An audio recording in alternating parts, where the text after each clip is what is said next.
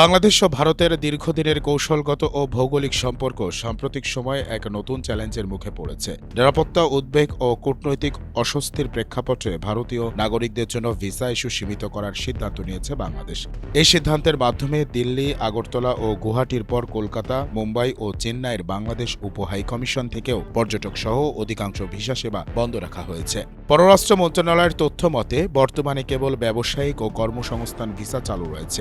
সংশ্লিষ্ট কর্মকর্তারা বলছেন এটি কোনো স্থায়ী সিদ্ধান্ত নয়, বরং পরিস্থিতি মূল্যায়নের অংশ হিসেবেই নেওয়া হয়েছে। তবে বাস্তবতায় এই পদক্ষেপ দুদেশের সাধারণ মানুষের ওপর তাৎক্ষণিক প্রভাব ফেলছে, বিশেষ করে চিকিৎসা, পারিবারিক ভ্রমণ ও পর্যটনের ক্ষেত্রে।